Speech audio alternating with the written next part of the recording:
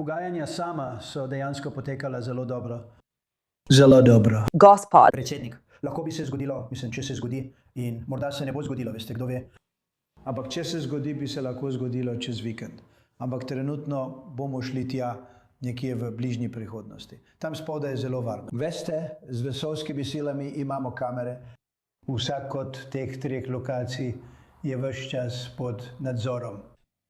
Če bi kdo šel tja, bomo točno videli, kaj se dogaja in bomo še malo povečali sliko. Kar se tiče pridobivanja tega, so bombniki B2 opravili delo, kot ga še nihče ni videl. Po noči, brez lune, v popolni temi okoli 1 ure zjutraj.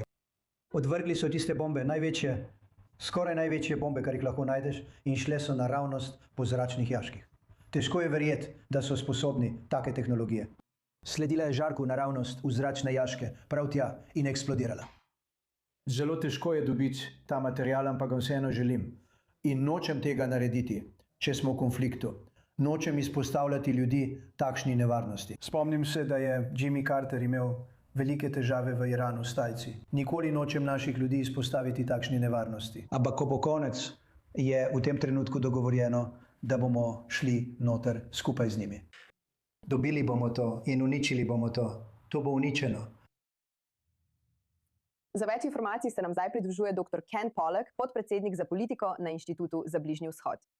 Ken, obstaja novo poročilo Wall Street Journala, ki pravi, da je Trumpova rdeča črta smrt ameriških vojakov. In smrt je tisto, kar bi bilo potrebno, da bi se ta vojna dejansko ponovno začela. To se do zdaj med to začasno prekinitvijo ognja še ni zgodilo. Ampak če je to poročilo resnično, koliko manevrskega prostora to daje Iranu, da še naprej preizkuša ameriške sile? To je res dobro vprašanje, Nikol. In veste, kar smo videli pri predsedniku Trumpu je, da si resnično želi končati ta konflikt, vendar ga želi končati pod svojimi pogoji. Drugi so ugibali, da je bila to rdeča črta za predsednika Trumpa, da bi smrt Američana povzročila, da bi znova začel vojaške operacije. Ampak spomnimo se, da tudi če se to izkaže za resnično, to še ne pomeni nujno, da bo v tistem trenutku nenadoma sprostil celoten ameriški vojaški stroj proti Iranu. Lahko bi se odločil za omejene vojaške napade kot neposreden odgovor na karkoli, kar bi Iranci storili in bi povzročilo smrt Američana. In kot sem že omenil, veste, morda bi se celo odločil, da če bi se pogajanja v tistem trenutku res dela obetavna, bi počakal z ukrepanjem in poskušal raje doseči dogovor. Mislim, da moramo biti zelo, zelo previdni pri ugibanju, kaj bo predsednik Trump naredil v kateremkoli trenutku. Rekel je, da očitno noče videti še več mrtvih Američanov, vendar je, milo rečeno, nepredvidljiv. Kaj pa ugibanje o statusu dogovora, Ken? Ali Iranu uspeva kakorkoli omejiti ta pogajanja? Mislim, ta vojna se je začela zaradi jedrskega vprašanja. Zdaj pa so v ospredju naslovi o Libanonu, Hormuški ožini, o omilitvi sankcij. Ali je bila pozornost uspešno preusmerjena? Ja, mislim, da je to veliko vprašanje, Nikol, in zato so ta pogajanja tako zahtevna. Mislim, to skupaj s tem, da imamo trenutno izjemno nepopustljivo iransko vodstvo in Iranci so vedno izjemno težavni za pogajanja. Ampak, kot si omenila, imamo zdaj veliko različnih vprašanj, ki preplavljajo pogajalsko mizo. In veš, težava je v tem, da je treba najti kompromise pri vseh teh različnih vprašanjih, ki ustrezajo vsem vpletenim stranem. In priznajmo, da niso vpletene samo Združene države in Iran, kot dobro veš. Tukaj je tudi Izrael, tukaj so tudi zalivske zaveznice. Na neki ravni so tukaj tudi Evropejci. Vsi ti akterji imajo svoje interese. In obstajajo različni vidiki tega konflikta, ki so za nekatere skupine pomembnejši kot za druge. In rdeče črte, ki so tukaj, tam in povsod, zaradi česar so ta pogajanja izjemno zapletena. In zato menim, da ko k temu dodamo še dejstvo, da imamo izjemno trdo iransko vodstvo, ki vedno pretirano pogaja, moramo biti zelo potrpežljivi. In veste, vsa ta poročila, ki jih nenehno poslušamo, da smo tako blizu dogovora, da smo skoraj dosegli dogovor. Kot sem rekel, mislim, da moramo vse to jemati z več kot le ščepcem soli. No, Ken, podrobneje se posvetimo zalivskim državam, saj sta bila ta teden pod napadom Kuvajt in Bahrajn. Ena oseba je bila ubita na letališču v Kuvajtu. Ali zalivske države še vedno zadržujejo Washington pred stopnjevanjem?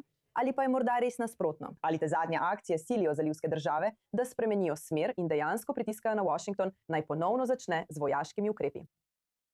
Torej, veš, mislim, da so bile zalivske države skozi vse to pravzaprav precej dosledne, Nikol. In sicer, da želijo, da se ta vojna konča, vendar želijo, da se konča pod zelo specifičnimi pogoji. Želijo zagotoviti, da Iran, ko bo vsega konec, ne bo nadzoroval Hormuške ožine. Iran ne bo mogel pobirati pristojbin.